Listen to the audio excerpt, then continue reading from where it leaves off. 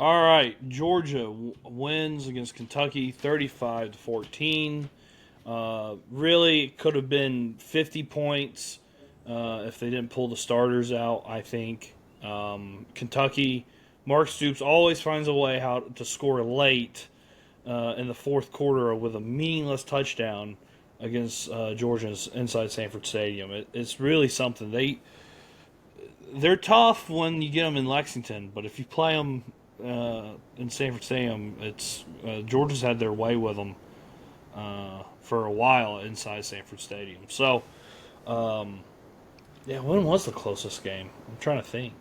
I think somebody said, I thought I heard 16 years. 16, yeah. Well, 16 years that they beat us, the 09, but I'm trying to think of like a close game with Kentucky inside Sanford Stadium. I don't. Well, I can tell you, it was the wasn't that the DeAndre Swift? Oh, in the rain in 19. And Kentucky was down to playing a wide receiver as their quarterback. Yeah, I've blocked that. Memory hold Yeah. that one. Yeah. Okay. So anyway, Georgia wins. They look good doing it. Your thoughts, and then we'll go with mine. Um, it was good to get the bad taste of Bama out of your mouth. I'm glad to see the team responded the way they did. Came out. We talked about how many games in a row where Georgia's been behind. That clearly did not happen. They started fast. So all that was fantastic. Really, the more I'm watching, just my takeaway. Chauncey Bowen should be the starting running back that he started this past week or Saturday. And then you said it, and you're right. Frazier's a change of pace back. He's dynamic. But to me, I like the way Chauncey Bowen runs. But obviously, cranked up the running game. Right side, I'm really happy that Micah Morris was able to come back in because that was scary there for that one possession. The immediate Calhoun got in, immediately got pressure. Still concerned about lack of pass rush. That and not being able to get off the field in third and fourth down. Now, if you go and look on third down conversions, it doesn't look like Kentucky did that great. I forgot what the number was, but on fourth down they were 2 for 3. So overall, on third and fourth down, Georgia had trouble getting off the field. Again, Kentucky was 35%. So 5 out of 14 times they went for it. But in the first half, it seemed like Georgia, all the game, they controlled it the entire way and really had the running game going. So that took a lot of the piss and vinegar out of Kentucky, I'm sure, in the second half, and that's the reason you could put in, second and third string. That game, I heard Dean Legge shout out Dog Post, no free ads, but I heard Dean. I watched his, I think final feeling or not final feelings, but his post game thoughts, Legge's thoughts, and he said it was very reminiscent of a 2017-2018 Georgia win than it was a 21 or 22 win. And I think that's more or less kind of what we're playing here. I think Georgia's going to play the type of game where they control the ball. They're gonna take down the clock. They're gonna make you play perfect to beat them, and they're not gonna make any mistakes. And that's exactly what happened. That game could have been a lot tighter going into the second half. With that blocked, I don't know if that was a blocked field goal. It looked blocked. I don't know if someone got a finger on it or not. Where he just totally missed it? He just yanked it? Yeah. I don't know if it was blocked or not. I can't really I think he just missed it. Anyway, don't kick a field goal against Georgia whenever you need it, because they got some sort of magic going. Kirby's got a voodoo doll of the kicker. So it could have been a lot closer, but credit to Georgia and the defense, really, of executing. Kentucky's extremely inept.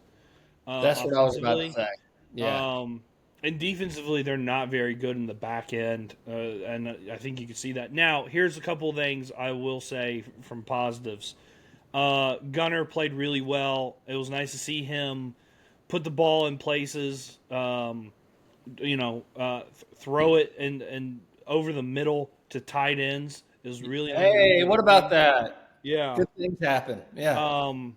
When the run game is going well and you throw it over the middle, it usually works. I don't know. It's kind of a crazy, novel concept. So that was good to see. Gunner throwing an interception, not a really good decision. He had a wide receiver. I think it was a tight end. I have to go back. No, it's Humphreys, right? It was Humphreys. That's right, on the sideline there. That, it's easy for my fat ass to sit in the chair and point out where he needed to throw the ball. But at least he's okay with ripping it. And Yeah. I'll take that over any. And I think that's what Kirby said too. I'll take a guy that rips it. So that was good to see. Defensively, Georgia can stop the run, and it's going to be hard for teams that want to run the ball to beat Georgia. Look at every game. Tennessee was about the only one that could run it, and they didn't run it effectively enough for Georgia to respect it. And that ultimately cost them the game, especially in that overtime period. So there's a lot of positives. The negative is still cannot get pressure on the quarterback. We'll see next week, this upcoming week, I guess, against Auburn on the road.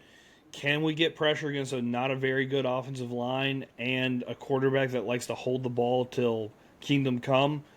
I don't know. We'll see. I would just like to see Georgia improve on that. And Kirby was asked today, we're recording this on Monday, about Jesse Palmer's comments about Georgia not lining up and disguising it and everything. And Kirby said, well, I'm glad Jesse's in the position that he's in so that he can make those type of comments.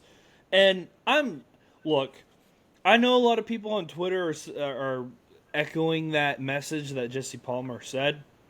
I think Jesse Palmer's wrong.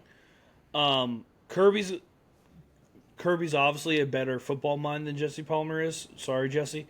You should stick to The Bachelor. And he's not.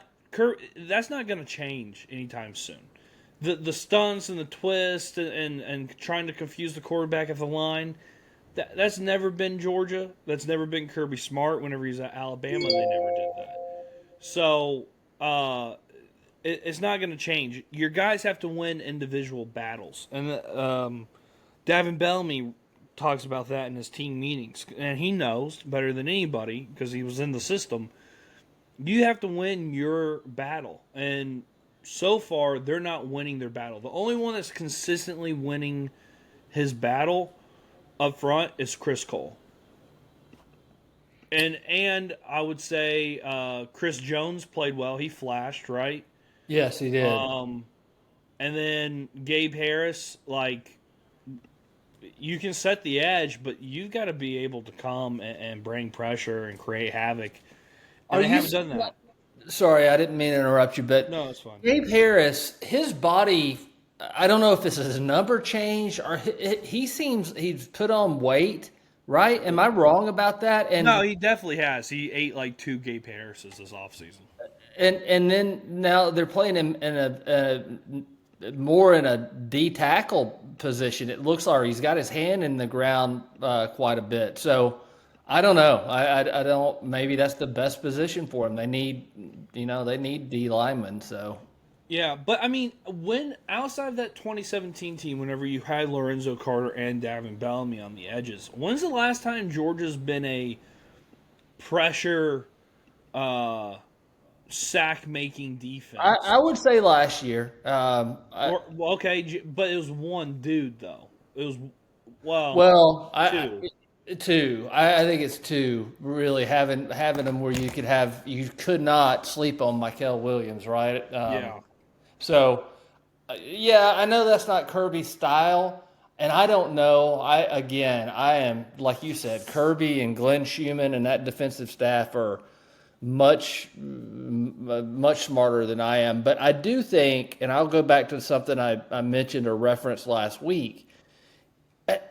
Considering it was 8 straight games, and Kentucky does what Kentucky does, right? They are, and so they maybe not are not built to take advantage of it. But it seems to me, ever since that Tech game and what Buster Faulkner, the game plan that he was able to put together, it seems to me like that model has gotten out or something. But Georgia, on defense, this is one of the. I mean, they played. Obviously, they only gave up 7 points during real time to the starters out there. So how nitpicky can you get? But it just seems like we don't have and this, I think, is just what we're going to have to get used to. We don't have. We lost a lot to the NFL, and we don't have the Trayvon Walkers and the Carters and the glory days of Georgia's defense. That's just, and that maybe we'll never see that again in college football. With NIL and transfer portal. Right. Yeah, I mean, you have Damian Wilson at Missouri, who's got a ton of sacks, and he's at Missouri. They're not going to win anything. They're going to get beat probably this week. So, I don't know. I'm not really. I don't know what to make of this defense. I think the strength of this Georgia team is the offense. It's pretty clear. I gotta tell you, for all the hate that Mike Bobo gets, and I don't agree a lot of times with the philosophy of the offense, but they get the job done. They score points. They have played well every single game. So there's really nothing I can bitch about too much on it. It's mainly the defense, and the defense is doing their job where they stop the run. So, if I'm going to tell you, this is my opinion about Georgia. With this however many, what percentage of the season we're into now. Georgia goes back to what you said. Georgia is going to have to possess the ball and be able to run the ball and take shots occasionally and have Gunner be, I mean, like you said, not be afraid to rip it, but he's going to be more in the lines of a game manager, right? Yeah. They're probably not going to make mistakes and turn the ball over, hopefully, and get penalties. And then on defense, they're going to make you drive the length of the field and execute at a high level. But they've got to play complementary football, meaning for that to work, the defense has got to find a way to get off the field on 3rd and 4th downs. And it'll allow Georgia to be a much better team if we can fix that area and solve it. That's going to be critical. And again, you can bitch and complain about Bobo's offensive philosophy, and I still go back to Monken. Yeah, he didn't want 3rd and longs, but Monken was going to say, I want explosives, and I'm going to set up my offense to get explosive plays and not be so concerned about managing 3rd and short. But it seems like Bobo's whole philosophy is 3rd and 4 or less. If we can play that way, that's what we're looking to do. And that's just a philosophical, that's just, we're going to have to, that is what we got. Right? Yeah. And I don't really have a problem. I mean, this is the most bread and butter Kirby Smart philosophy ever. Like, he was out of his comfort zone in 21 and 22.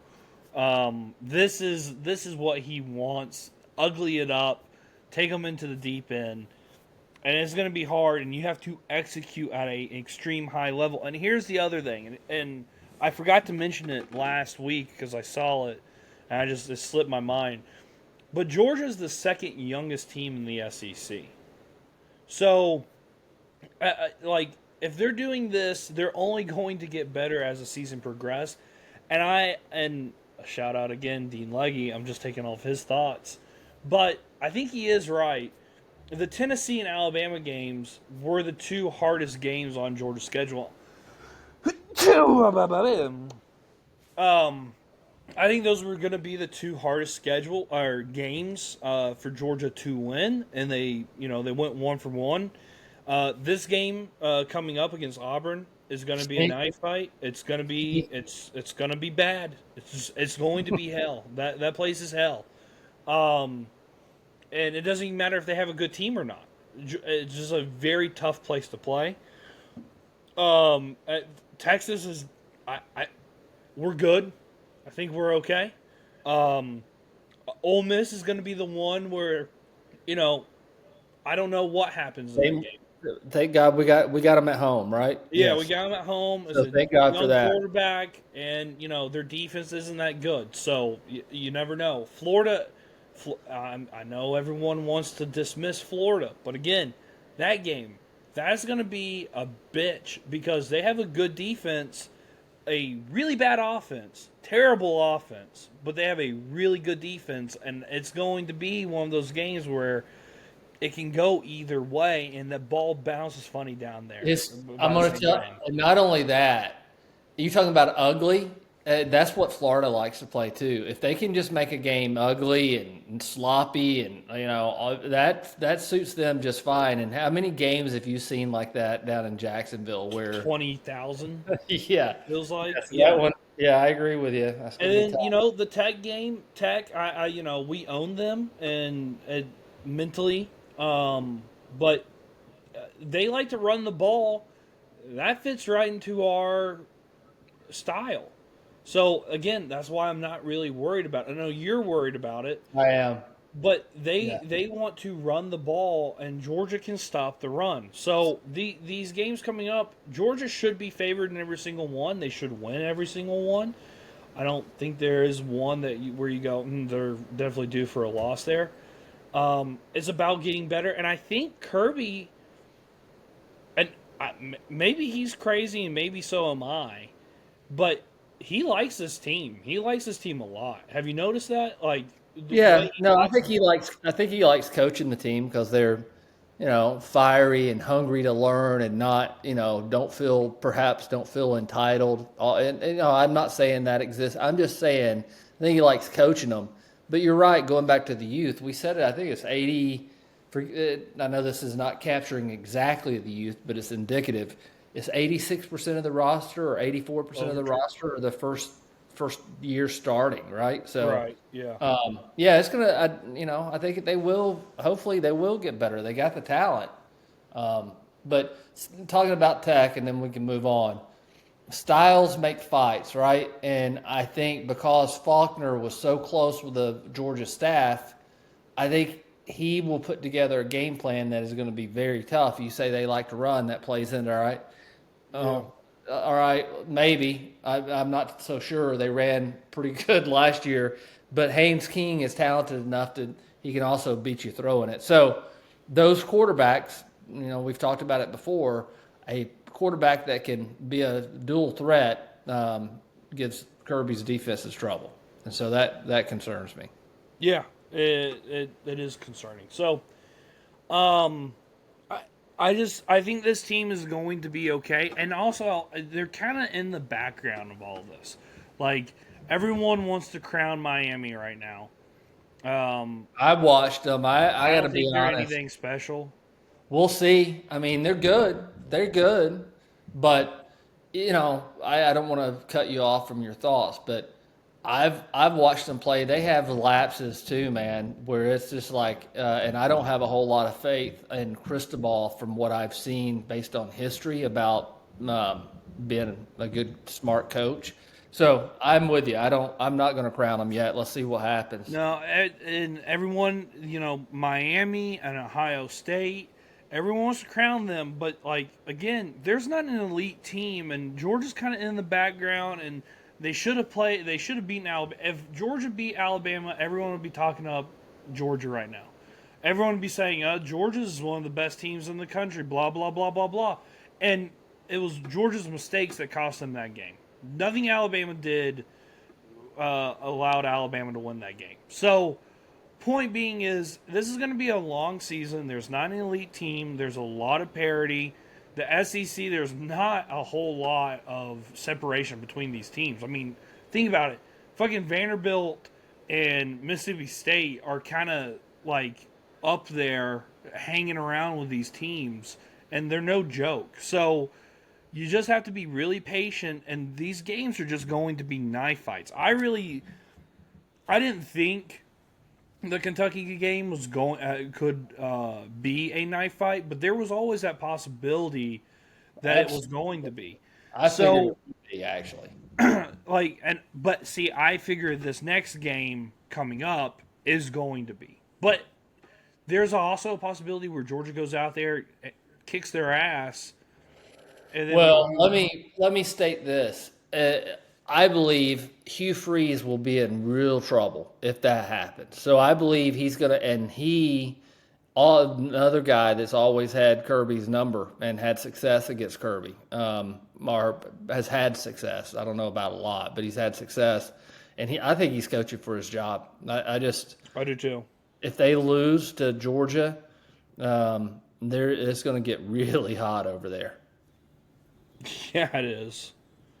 So to keep that in mind, the motivation is going to be really strong, and they're playing at home. And I know you talked about the game got moved from 7:30 to 3:30, right? That actually might be in our favor. I don't know. The Ole Miss game. Oh, that's right. You were talking about the old. Yeah, it's Ole Right. Miss. Yeah, Right. no, the Auburn game has always been at night, and that has been the concern. The only time I feel comfortable playing at Jordan Hare, it would be 12 noon. Yeah. Central. And even then, it's sketch. It's still sketch. There's a lot of black magic that goes on in there, but we'll have more time to talk about that game next recording. But I thought Georgia did. I think they played fine. I think Georgia's actually. I don't know. I think we nitpick, but we have to kind of We do. adjust. We're fans, right? I know, but we're gonna have to adjust the way we view this era of college football because Georgia's played better, just as good as anyone else in the country. Has handled their business really outside of the Alabama game. They had multiple opportunities to win that game. This is just the way college football is going to be. And hell, I'd much rather be Georgia than Penn State or Texas right now. Oh, for sure. For sure. Yeah. No, I mean, you're right. It's a long season. Hopefully the team will improve. There's deficiencies, and you're probably right. This is more of what we're just going to have to get used to, for better or for worse. But there's a couple things before we move on. That punt by Brett Thorson and Humphreys getting down there and having the smarts to do what he did and the body control and the hustle, those little things like that make Georgia talking about complimentary football. And so I just wanted little things that when we nitpick, there's also really small things that should be highlighted because they're extremely important. Yes. And winning the middle eight, Georgia's been really good at that all season. Well, I know that was an emphasis. So if Kirby sees that something should be an emphasis, one thing I will tell you, you will see a marked improvement. And so far, those things we have seen. Yeah, for sure. Georgia plays Tech on November 28th. That's a Friday. I just put that together right now. I totally forgot about that. All right, so before we get off and before we go into the next recording about Auburn, let's talk about this real quick. Kirby said in his press conference the teams that get better over the next couple of weeks are going to be where they want to be, which the answer to that statement would be the national championship. So, do you think this Georgia team is in that picture or not right now? Yeah, for sure. In the picture, for sure. I mean, when we go back, we've talked about it on this show a bunch, but when you look at blue chip, whatever it is, that percentage, Georgia is maybe the highest or second. I don't know where they are, but they're up there. So, and you got the coaching staff that has won national championships, a head coach anyway, and coaches that a lot of continuity since they've won. So, yeah, I mean, you have to put them in the picture, but, shit can happen, and it's a long season. So they got to continue to improve. Here's my thing. I just don't feel like this team is there yet. And maybe it's because I'm saying, like, they haven't had a moment yet where I go, that's championship DNA. I haven't seen it yet, and I don't know if that's because I'm looking at it from the old perspective, and I have Jalen Carter and Jordan Davis in my head, and Stetson and Brock and Ladd. I don't know, but I just haven't seen that yet, and I want to. I don't know. I just don't know if Well, this team is a national championship team yet. I would argue that against Tennessee they showed some of that. Like Yeah, they were resilient, and that is championship DNA. But I understand also what you're talking about as well. yeah. So I would like to see in the next couple weeks a moment where you go that's a national championship team right there, and I just haven't seen that yet. So for right now, I'm going to say no because I'm going to be negative, and you said yes. So but anything can happen. Well, that's a They have, role reversal. But yeah, I know, but Kirby's taught me that, so I'm okay with it. I'll tell you another thing too. Not totally sold on the run game yet. Not, I want to see. Georgia's run game? Yeah, Oh, me either. I'm not sold on the right side of that offensive line. We got to start getting some guys healthy, and fingers crossed, get guys healthy, and see what we got. I mean that thing is being held together with duct tape and super glue right now. Monroe So Freeling's his ankle's not as serious as I thought, well, so that's that's good. good. So we got to get some guys healthy, but I'm with you 100%. You play, and I haven't. But then again, me personally, I haven't seen a defensive line that is dominant that scares me. Maybe Miami. Miami's got a good D line, Yeah, maybe. So, but I'm not sold on it 100% either. So, yeah. Well, all right. Remember to like and subscribe. Comment. Do you think Georgia's a national championship team, a playoff team? So do that. Follow us on socials at Terminus Sports _ATL. Remember to subscribe. That's the biggest thing. That's the key here. Also, one last thing before we go. David Pollock saying it's more likely that Georgia goes 8-4 rather than 10-2. He's more negative about Georgia than anybody I've ever met in my life. He is so negative. well, I'm not going to be. I think we've said it, or I've said it. If you have good coaching, this team could be 10-2. I think it's very possible for Georgia to stumble one more time along the way. Oh yeah, That with shit going the wrong way, 9-3. I think that's a possibility. So I'm just saying, I don't know about they're 8-4. That's a problem. But if not 8-4 is a massive problem, and yeah. like the whole media, like the sky is falling after a 3-point loss to Alabama, and I know it sucks. Trust me, I hate it, and I won't say all my feelings on here because they're not PG or PG-13 either. It sucks. It really does suck losing to Alabama, but the sky is not falling. It's farthest from it.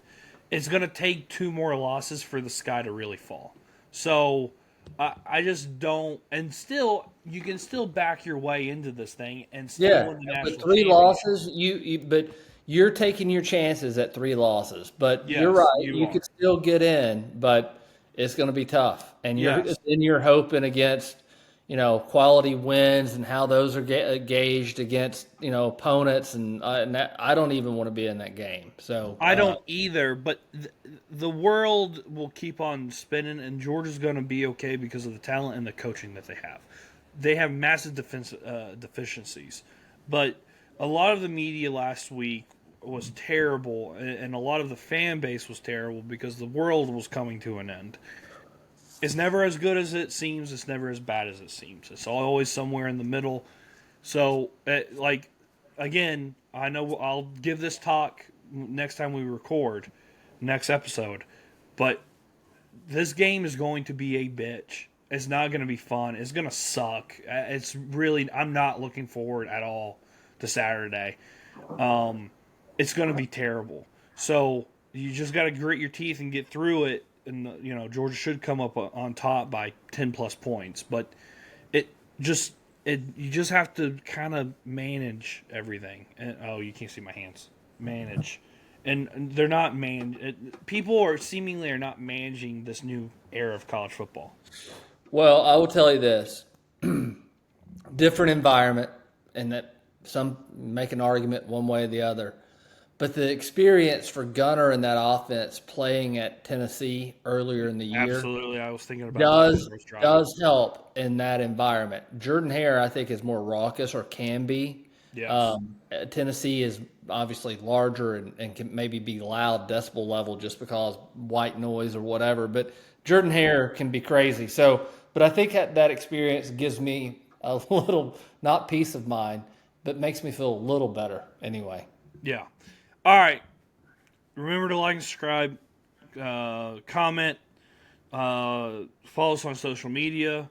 We'll see you probably Thursday, whenever we record next time and post. So remember to watch our videos, and I guess we'll see you on the other side. All right. See ya.